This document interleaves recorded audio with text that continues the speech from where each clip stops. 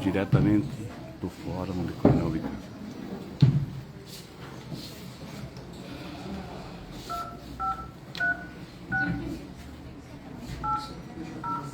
Doutora, você pode levantar um pouquinho a câmera da transmissão. Se tiver alguma coisinha, de repente está falando aqui.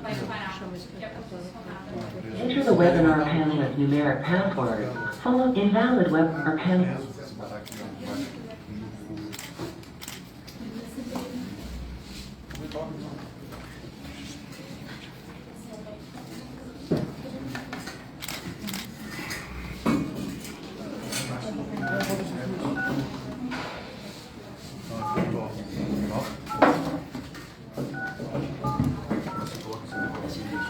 Invalid webinar panelist numeric password.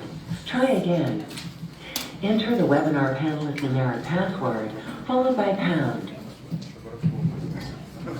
Eu acho que ainda está baixo.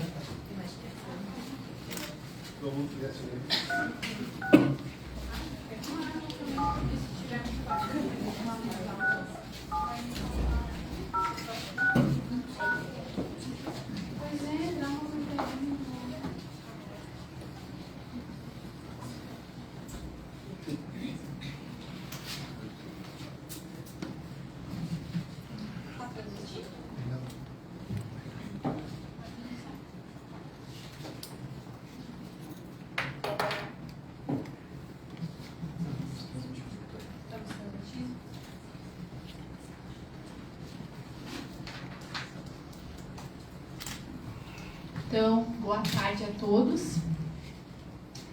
Antes da leitura da sentença, eu gostaria de prestar meus agradecimentos inicialmente aos jurados que cumpriram firmemente os seus deveres como cidadãos aqui no plenário do júri, em um julgamento que durou cerca de 21 horas, realizado em 2 dias. Presto também meus agradecimentos às promotoras de justiça, doutoras Jaqueline Liz Staub e Lúcia Helena de Lima Calegari, a defesa, doutoras Pamela Londero, Ana Caroline da Rosa Massafra e Laura Vilar Pico, ao assistente de acusação, doutor Virajara Machado Teixeira e também doutora Matiele Vigolini. Aos servidores do Judiciário, um agradecimento muito importante. Eles foram, então, essenciais para a realização deste júri, sempre prestativos, e possibilitaram, assim, juntamente comigo, que pudesse, então, ser realizado este júri. Meu agradecimento também especial à equipe de segurança deste foro, ao SIG, Serviço de Inteligência do Judiciário, ao Núcleo de Inteligência do Judiciário, à Brigada Militar, e também gostaria de parabenizá-los pelo excelente trabalho realizado. Gostaria de agradecer também aos oficiais de justiça, não apenas da comarca, mas também a 2 oficiais de justiça que se deslocaram para nos auxiliar no júri. Então, por fim, agradecer aos demais presentes. Passo agora, então, à leitura da sentença. Adoto o relatório do processo constante no evento 476. Fundamentação. O egrégio Tribunal do Júri do Foro da Comarca de Coronel Vicaco, na presente data, atendidas as formalidades legais e em votação secreta por seu colendo conselho de sentença, juiz natural e competente desta causa, decidiu: quanto ao crime de homicídio, por maioria de votos, reconhecer a materialidade do delito, por maioria de votos, reconhecer a autoria pelo crime pelo acusado, por maioria de votos, rejeitar a absolvição do acusado, por maioria de votos, reconhecer a qualificadora do meio cruel, por maioria de votos, reconhecer a qualificadora do crime praticado contra a mulher em razão da condição do sexo feminino. Por maioria de votos, reconhecer a qualificadora do motivo torpe. Por maioria de votos, reconhecer a qualificadora de que o crime foi praticado para assegurar a ocultação e ou impunidade de outro crime. Por maioria de votos, reconhecer a qualificadora de que o crime foi praticado mediante dissimulação. Por maioria de votos, reconhecer a qualificadora de que o crime foi praticado mediante recurso que dificultou a defesa da ofendida. Quanto ao crime de estupro de vulnerável, por maioria de votos, reconhecer a materialidade do delito, por maioria de votos, reconhecer a autoria do crime pelo acusado. Por maioria de votos, rejeitar a absolvição do acusado. É a fundamentação desta sentença. Dispositivo. Ante o exposto, conforme decisão do Colégio do Conselho de Sentença, declara condenado o réu Jason Correia Zano da Vale como incurso nas sanções do artigo 121, parágrafo 2º, incisos 1, 3, 4, 2 vezes, 5 e 6, na forma do parágrafo 2º-A, inciso 2, vigentes à época dos fatos. E do artigo 217-A, combinado com o artigo 61, alínea 2, alíneas A e C, na forma do artigo 69 caput do Código Penal e coincidência da Lei 8.072. Passo a aplicar a pena, artigo 59 e artigo 68 do Código Penal. Quanto ao crime de homicídio qualificado. Havendo a incidência de diversas qualificadoras, poderá uma delas ser utilizada para manter o crime em sua forma qualificada, servindo as remanescentes para aplicar a pena na segunda fase, majorando a pena na segunda fase da dosimetria, hipótese na qual deverá estar prevista expressamente pelo legislador como circunstância agravante. Considerando que os jurados reconheceram a existência de 6 qualificadoras, artigo 121, parágrafo 2º, incisos 2, 4, 6, incisos 1, 3, 4, 2 vezes, 5, 6. Utiliza o feminicídio contra a mulher por razão da condição de sexo feminino, artigo 121, parágrafo 2º, inciso 6 do Código Penal, para qualificar o crime, uma vez que as demais, que são previstas no Código Penal, também como agravantes, quais sejam 612A, motivo torpe, B, assegurar a ocultação e impunidade de outro crime, C, 2 vezes, dissimulação e recurso que dificultou a defesa da ofendida, e D, meio cruel, serão utilizadas na segunda fase. Primeira fase, pena base. No que tange a culpabilidade do réu, ou seja, o grau de reprovação da conduta, o exame demanda a averiguação da maior ou menor censurabilidade da conduta delituosa praticada, não apenas em razão das condições pessoais do agente, como também em vista da situação em que ocorrida a prática criminosa. No ponto, a culpabilidade ultrapassa o ordinário, evidenciando maior grau de censurabilidade que o normal do crime, em virtude do modus operandi utilizado pelo réu, o qual demonstrou frieza exacerbada e ousadia na prática delitiva, uma vez que aproveitou-se da vulnerabilidade de uma jovem adolescente que saiu durante a madrugada de uma festa realizada na reserva indígena após a ingestão de álcool, caminhando em via pública da área rural e, em seguida, conduziu a vítima no próprio carro de sua família a um local por ele conhecido, pois a família havia cultivado áreas próximas, estuprando e matando-a sem piedade, demonstrando menor sensibilidade ético-moral, ensejadora de grau elevado de reprovabilidade. O réu é portador de maus antecedentes, conforme certidão do evento 337, pois possui condenação por crime anterior, por fato cometido em 3 de abril de 2015, mas com trânsito posterior à prática dos crimes analisados neste processo, o que autoriza o aumento da pena base, consoante entendimento do STJ.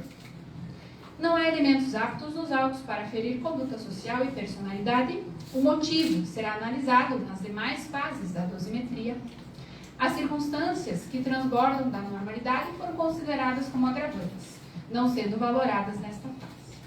As consequências vão além das produzidas pelo tipo penal, pois, ceifado a vida da vítima de tenra idade, uma jovem de apenas 14 anos, conforme certidão de nascimento, bem como em virtude do cadáver ter sido localizado cerca de 3 dias após o crime, em razão do local em que deixado ser ermo e de difícil acesso, oportunidade em que já se encontrava amplamente deteriorado, o que intensificou ainda mais o sofrimento dos familiares.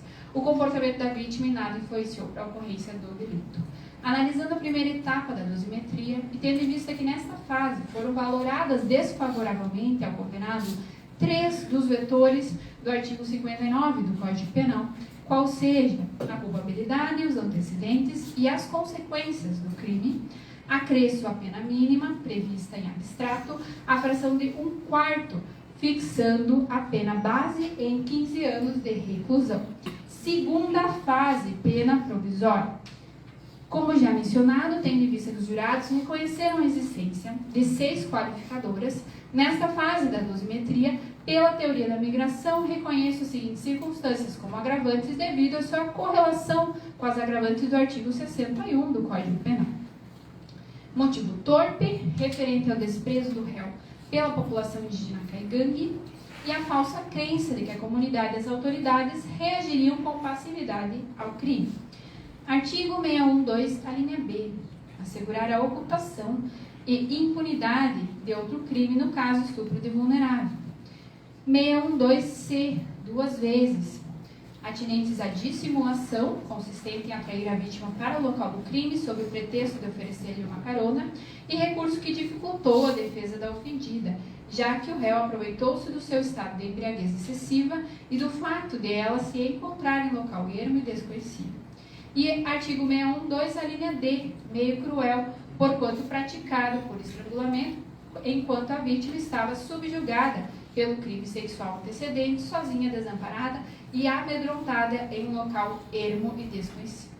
Rejeita a incidência da agravante do artigo 612, a linha J do Código Penal, referente ao crime praticado por ocasião de calamidade pública, uma vez que, de acordo com os tribunais superiores, a aplicação pressupõe a existência de situação concreta, a qual demonstre que o paciente se prevaleceu da pandemia para a prática do crime, sob pena de responsabilização objetiva do agente, o que não ocorreu no caso. Até porque as provas dos autos indicam que, embora o crime tenha sido praticado no período de pandemia, ocorriam festas com número considerável de pessoas na reserva indígena. Dessa forma, considerando a existência de 5 agravantes, reconhecidas de forma autônoma pelo Conselho de Sentença, bem como a gravidade do caso em concreto e que é a individualização da pena, deve considerar todas as circunstâncias agravantes reconhecidas pelos jurados, as quais são extremamente reprováveis, indicando concretamente o menosprezo à vida humana, tenham por agravar a pena provisória na fração de 2/3, que corresponde a um aumento de 2 anos por circunstância, restando a pena provisória em 25 anos de reclusão. Terceira fase, pena definitiva. Ausentes causas de aumento e diminuição de pena, fixo a pena definitiva de 25 anos de reclusão para o crime de homicídio qualificado 6 vezes. Quanto ao crime de estupro de vulnerável, no que tange a culpabilidade do réu, ou seja, grau de reprovação de conduta, ultrapassa o ordinário, evidenciando-se maior grau de censurabilidade que o normal, em virtude do modus operandi utilizado pelo réu para a prática delitiva, o qual demonstrou a frieza exacerbada e ousadia, uma vez que se aproveitou da vulnerabilidade da jovem que saiu durante a madrugada de uma festa localizada na reserva indígena após a ingestão de álcool, caminhando em via pública de área rural e em seguida conduziu a vítima no próprio carro de sua família, a local por ele já conhecido, pois a família havia cultivado áreas próximas, cometendo o crime sem piedade e demonstrando a menor sensibilidade ético-moral, ensejadora de grau elevado de reprovabilidade. O réu é portador de maus antecedentes, conforme certidão do evento 337, pois possui condenação por crime anterior por fato cometido em abril de 2015, mas com trânsito posterior à prática dos crimes deste processo. Não há elementos aptos nos autos para ferir conduta social e personalidade do acusado. O motivo será analisado nas demais fases da dosimetria. As circunstâncias e consequências são aquelas referentes ao tipo penal. O comportamento da vítima em nada influenciou para a ocorrência do delito. Analisando a primeira etapa da dosimetria, tendo em vista que nesta fase foram valorados desfavoravelmente ao condenado 2 vetores do artigo 59, qual seja a culpabilidade dos antecedentes, acresce a pena mínima prevista em abstrato a fração de 1/5, fixando a pena base em 9 anos e 7 meses de reclusão. Segunda fase, pena provisória. Presentes as agravantes previstas no artigo 61, 2, a linha A, motivo torpe, tendo em vista que estou demonstrado que o crime foi praticado em razão do desprezo do réu pela população indígena caigangue e a falsa crença de que a comunidade e as autoridades reagiriam com passividade ao crime. E no artigo 61, 2, a linha C, pois demonstrado que o crime foi praticado mediante dissimulação, consistente em atrair a vítima para o local do crime sob o pretexto de oferecer-lhe uma carona. Deixo de aplicar ao crime de estupro a agravante do artigo 61, 2F do Código Penal, que se refere ao delito praticado com abuso de autoridade ou prevalecendo-se de relações domésticas e coabitação ou hospitalidade ou com violência contra a mulher na forma da lei específica. Isso porque não há evidências de relação anterior da vítima com o réu e o dispositivo, quando aponta a violência contra a mulher, na forma da lei específica, trata da Lei 11.340, tanto que incluído por tal legislação. Assim, há uma impossibilidade legislativa de se aplicar a agravante, porquanto a Lei Maria da Penha refere-se expressamente à violência doméstica e familiar contra a mulher no âmbito da unidade doméstica, familiar ou em qualquer relação íntima de afeto, na qual o agressor convive ou tenha convivido com a ofendida, independente de coabitação. Requisitos não presentes.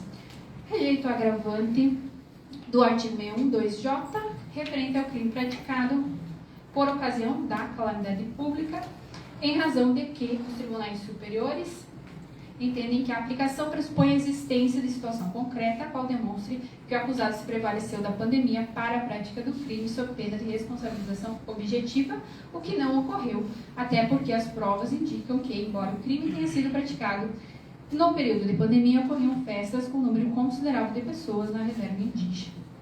Dessa forma, considerando a existência de 2 agravantes, bem como agravante do caso em concreto, e que a individualização deve considerar todas as circunstâncias, tenho por agravar a pena provisória na fração de 1/5, restando a pena provisória em 11 anos e 6 meses de reclusão. Terceira fase. Na terceira fase, ausentes causas de aumento e diminuição, fixo a pena definitiva em 11 anos e 6 meses de reclusão para crime de estupro de vulnerável. Do concurso material. O caso em tela trata-se de concurso material, artigo 69 do Código Penal, pois o réu, mediante mais uma ação ou omissão, praticou os 2 delitos acima analisáveis, homicídio qualificado 6 vezes e estupro de vulnerável, devendo ser aplicadas cumulativamente as penas privativas de liberdade dos delitos em que incorreu, restando o réu condenado a uma pena total de 36 anos e 6 meses de reclusão. Regime inicial é o fechado, em atenção ao artigo 33, parágrafo 2º, a linha A do Código Penal, considerando a quantidade da pena aplicada. O tempo em que o réu permaneceu segregado não influenciará no regime, todavia, resguarda-se o direito à detração penal pelo tempo em que se encontra preso cautelarmente, conforme o artigo 387, parágrafo 2º do Código de Processo Penal. Saliente-se que tal lapso deverá ser considerado pelo juízo da execução. Substituição da pena e suspensão da pena, reputo incabível, tendo em vista o quantum da pena e circunstâncias judiciais desfavoráveis.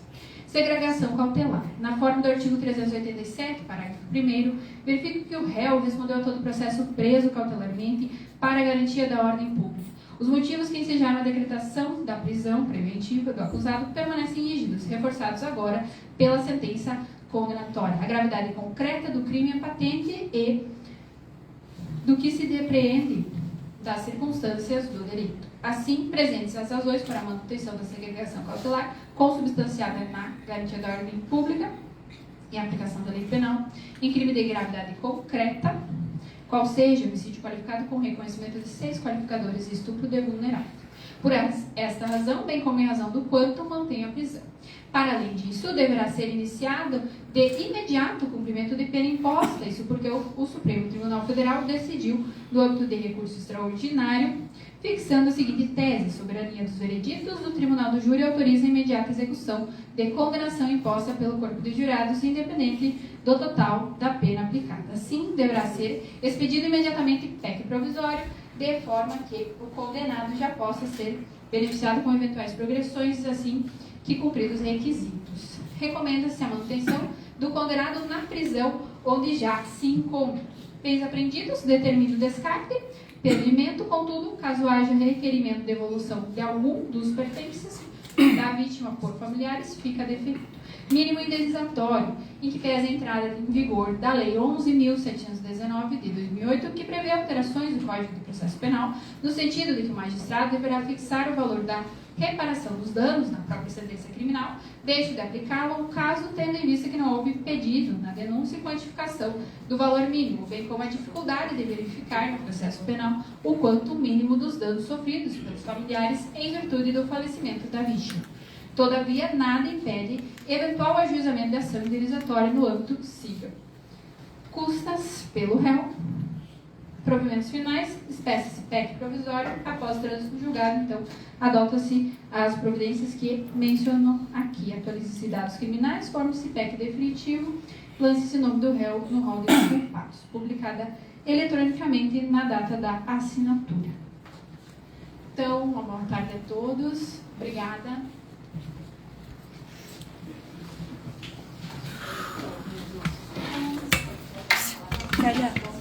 Eu vou pegar um vídeo com ele para explicar melhor o que foi.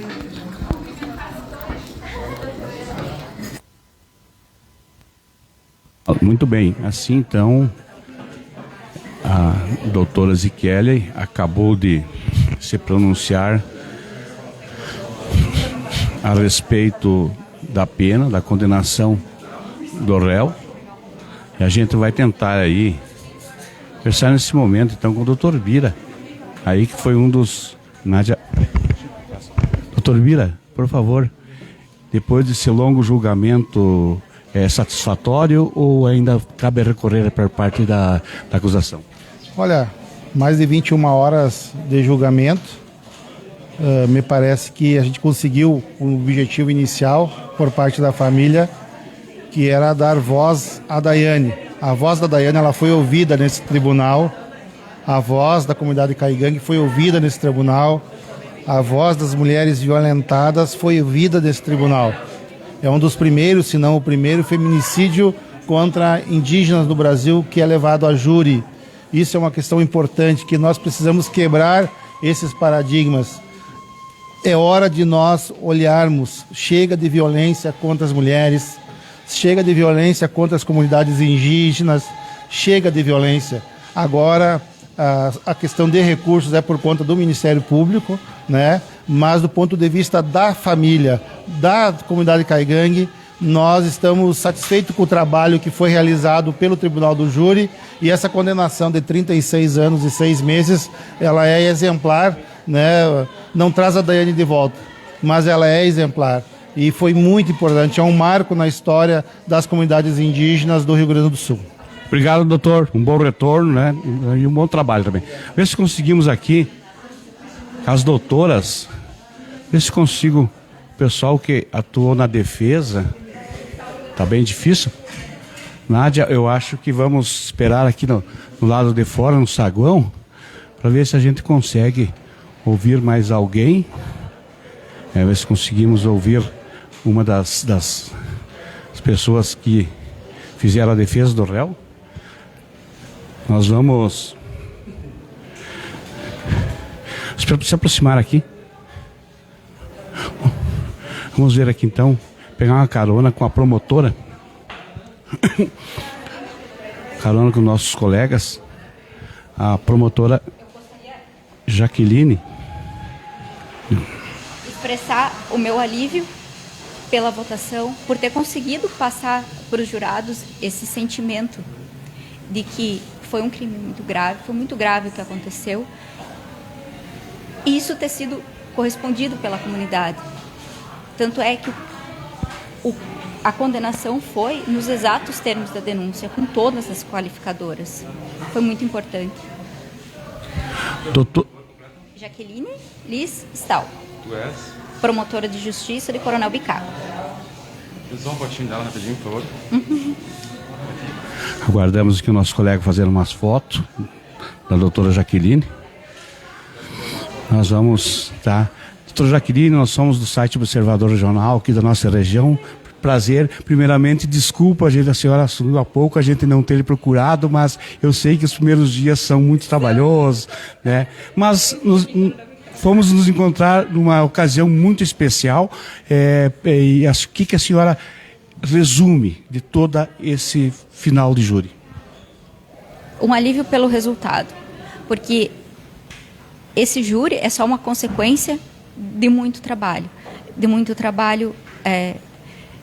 dos promotores que me antecederam aqui, principalmente o Dr. Miguel, que fez a denúncia, os promotores que atuaram durante a instrução e a polícia que fez a investigação. E essa investigação foi toda e muito bem feita pela polícia aqui de Coronel Bicaco e Redentora. Isso é muito importante, traz um alívio, não só para mim, mas com certeza para a comunidade indígena que estava esperando uma resposta. Não só, doutora, eu, no caso, acompanhei esse caso desde os primeiros dias, desde o início, né? E realmente a gente aguardava com uma grande expectativa. O Ministério Público pretende recorrer ainda dessa pena ou ainda vai estudar? Sim, farei o recurso porque a pena ficou aquém de todas as qualificadoras que foram reconhecidas. Doutora, muito obrigado por a senhora nos receber aqui logo após o júri. Sei que foi cansativo e a senhora também, eu estou sentindo uma emoção, porque realmente o júri foi muito emocionante e desgastante para todo mundo. Obrigado pela sua atenção. Obrigada. Certamente vamos nos ver aí outras vezes. Obrigado, doutora. Vamos ver se consigo agora falar lá fora. Então tá. Vamos então nos retirarmos, né? Para ver se conseguimos falar com mais alguém aqui. Nesse momento, então, vamos aqui o pessoal, juntamente com as promotoras, né? Promotora Lucilene. Vamos ver se conseguimos aqui, né? Vem. A doutora Lúcia. Vamos atrás ali da doutora Lúcia, vamos pegar ela na volta. Ela foi tirar uma foto aí o povo recebeu até um cocar, né? Muito. Vamos ver aqui então. Vamos ver aqui Vamos conseguir.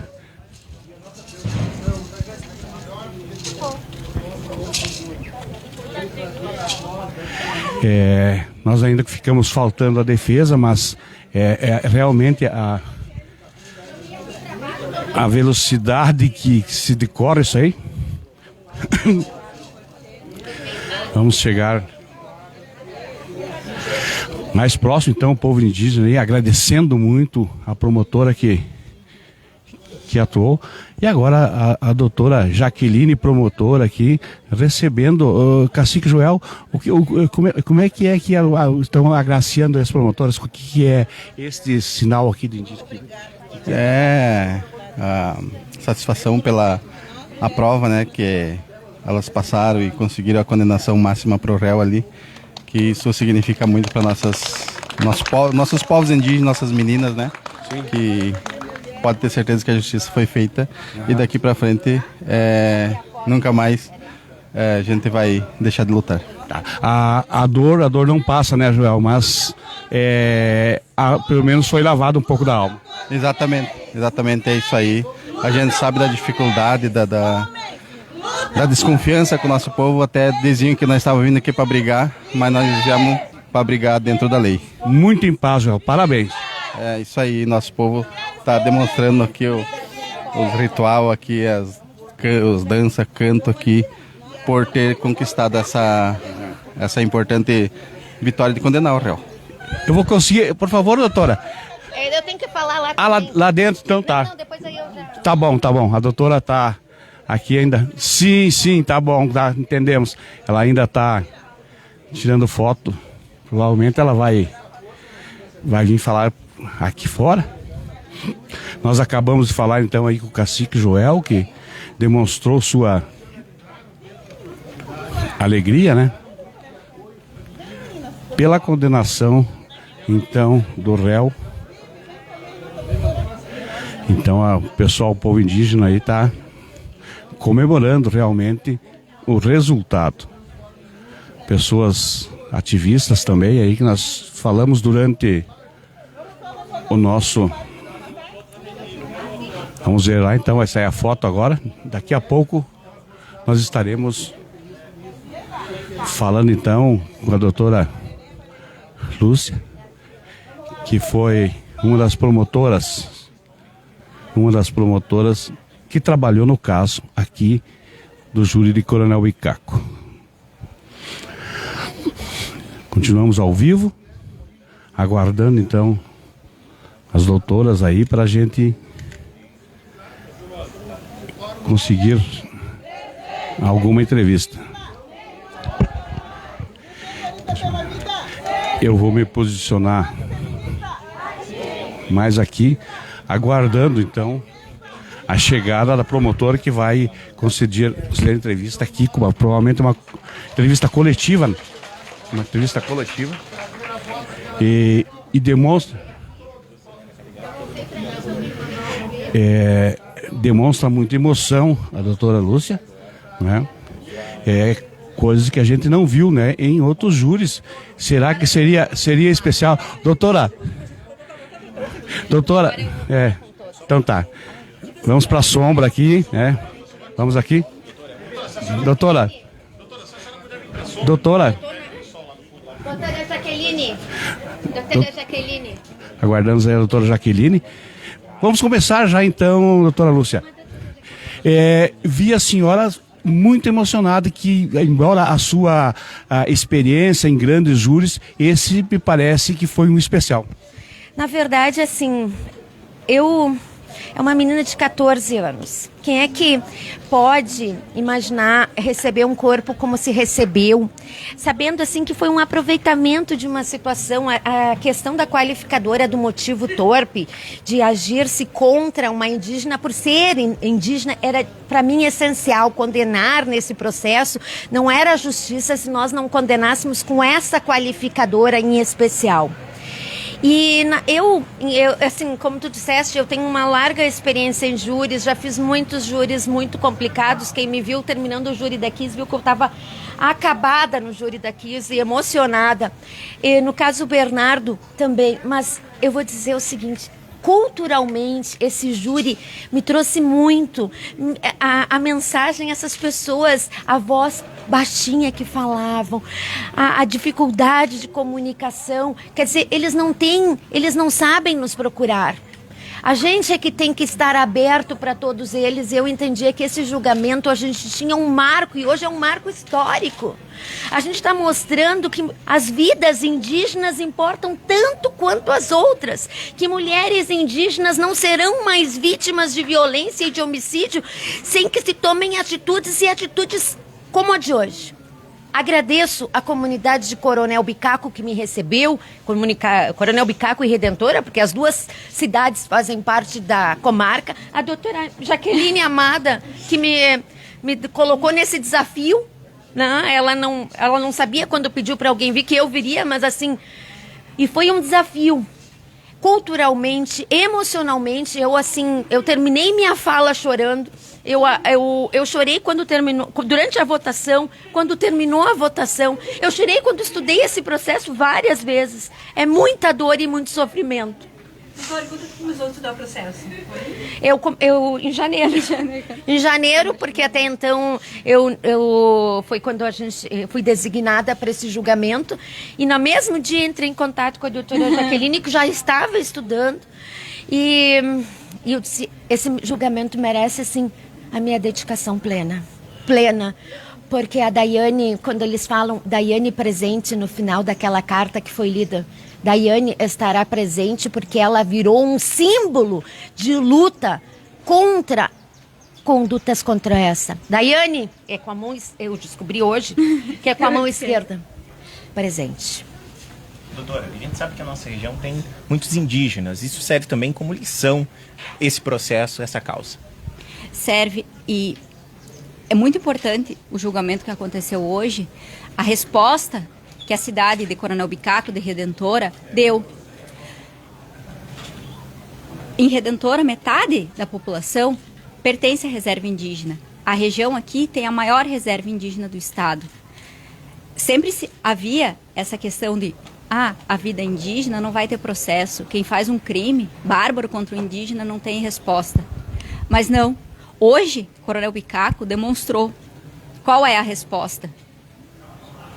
O réu foi condenado pelo homicídio, pelo estupro de vulnerável, com todas as qualificadoras e todas as agravantes que foram pedidas. Eu queria ressaltar que não foi só isso, só a condenação, o júri de hoje. Essa investigação, a luta pela resposta para esse crime foi feito aqui. Os policiais da delegacia aqui, da delegacia de Redentora, que fizeram a investigação e que conseguiram demonstrar, achar o assassino e demonstrar como tudo aquilo aconteceu. E não foi só o trabalho da polícia, foi o trabalho de todos os promotores que me antecederam aqui em Coronel Bicaco, porque eu estou aqui, o doutor Miguel, principalmente, doutora Miriam, todos que atuaram nesse processo. A minha participação foi só fazer o júri junto com a doutora Lucelena. E eu agradeço muito a comunidade de Coronel Bicaco pela demonstração de que aqui todas as vidas importam. Não tem diferença. Muito bem. Assim, agradecemos as promotoras que se manifestaram. Eu estou vendo, tentando conseguir... não, eu ia falar com o pessoal do indígena, mas assim, nesse momento, então... A gente está encerrando o nosso passo. Nós que começamos lá no dia 4 de agosto, 3 dias após a morte da Ana, nós fomos a imprensa, a única imprensa a ir no local, fazer imagens, fazer vídeos, né, e colocar. Nós começamos então essa reportagem começada há quase 4 anos atrás. A gente encerra nesse momento com a condenação do réu a 36 anos e 6 meses de prisão. A todos, um abraço, um bom fim de semana e até mais.